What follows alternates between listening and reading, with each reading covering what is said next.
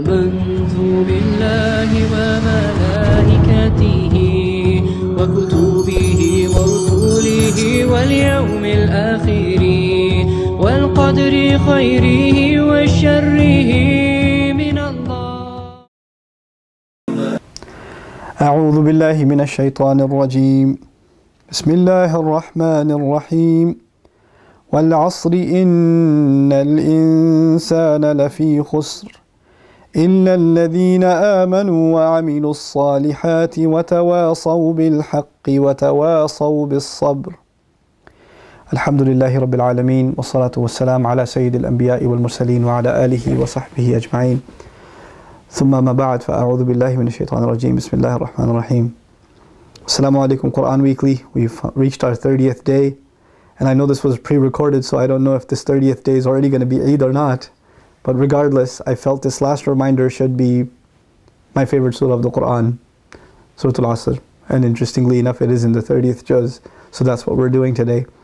And I think it's an appropriate conclusion to our series, because if nothing else, we've realized how quickly time goes by. I think all of you that are listening to this probably already know what Surah Al-Asr means. That Allah swears by time that is squeezing away from us, that is running out, that is dripping away so quickly we can't catch it. How quickly did the last 30 days go? How fast did they go? If you look back, it feels like a week. We just started Ramadan, it's gone already, you know? وَالْعَصْرِ. And we lost that opportunity. إِنَّ الْإِنسَانَ لَفِي خُسْرٍ. No doubt about it, the human being is immersed, drowned in a state of loss. That's the reality of every human being. And the biggest loss we have is time. What we just lost is the time of Ramadan. What we're just about to lose is, you know, this blessed month, this opportunity to be forgiven. So now that you've learned what loss is like as a believer, don't let another day go by in procrastination. If you know what Surah Al-Asr is, it's the summary of the entire Quran. And if it is the summary of the entire Quran, and there's one thing you got to get out of Surah Al-Asr, is respect for time. Fix your day. Go to sleep early. Wake up early. Pray Fajr on time. Pray with good attention. Don't waste your time. Don't be by yourself on your computer. Don't be up late at night, even if it's to watch Islamic videos. If you're a young man, try to get to the masjid for Isha. Try to get to the masjid for Fajr. If you can't do that, at least pray Isha and Fajr at home. Get other friends together and pray together. You know, human beings are continually and forever in loss. إِلَّا الَّذِينَ آمَنُوا. Except those who believe. You know, whether we like it or not, we're all marching towards death. All of us. There's not a day goes by that I don't get closer to death, that my wife doesn't get closer to death, that my children don't get closer to death. All of us are on a march towards our mortality, our end, whether we like it or not. That loss is coming. One day has just been taken away from my life and I'll never get it back. 1 month has been taken away, I'll never get it back. I'm never going to get younger. It's not going to happen. I'm only going to get older. And the older I get, the closer I get to my final day on this earth. That is a fact. If you accept that fact, that all human beings are constantly losing their time, they're losing their opportunity. Because all we have in this world is time, right? Money, house, all of it, you're going to enjoy it in time, aren't you? If you don't have time, none of this matters. None of this matters. Somebody's told they're going to die in an hour. No wealth in the world matters. No food in the world, nothing matters now, because all you have is an hour. So if you've internalized this message of the Quran, that time is the biggest asset you have, and you better make good use of it in this world, then you will have new respect for every day, for every hour, for every evening.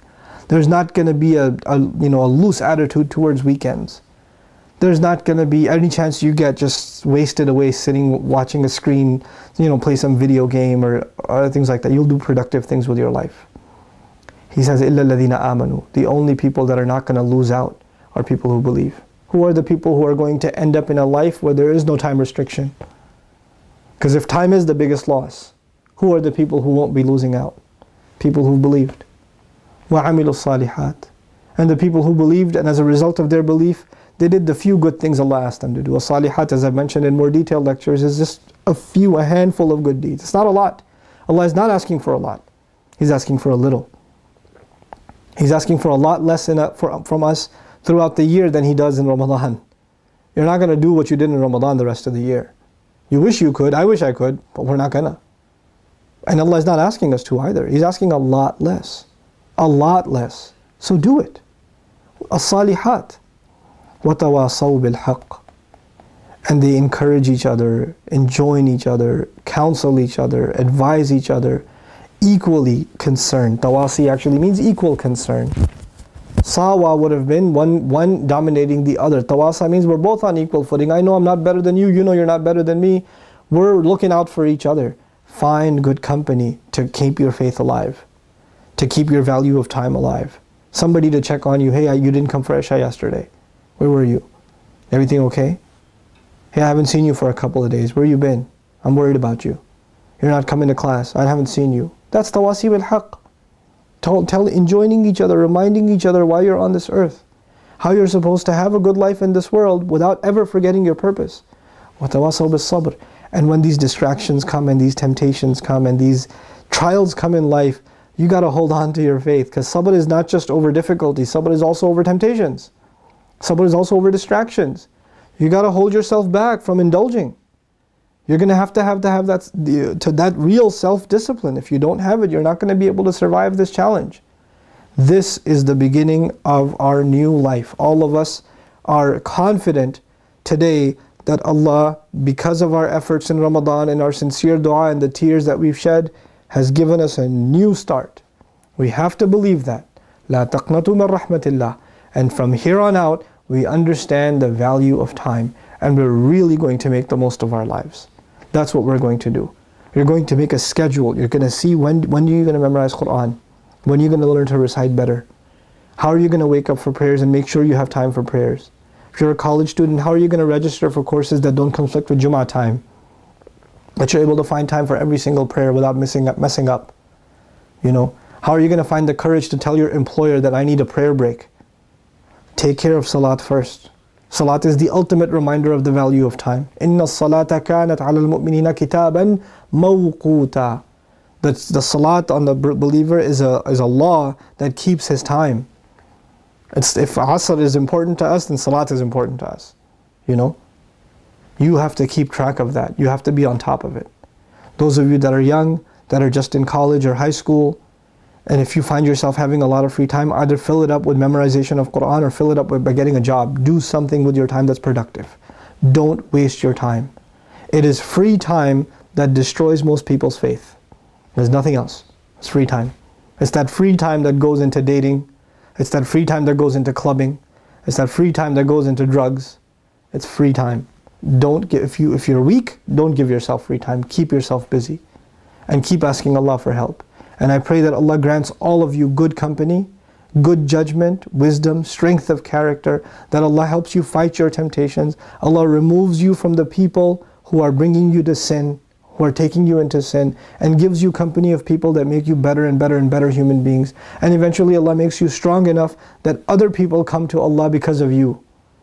That's what you want to be. You want to be the people who do tawasi bil haqq, who do tawasi bil sabr. May Allah Azza wa Jal make us of them. And may Allah not make us of those who are in loss, rather make us of the exception.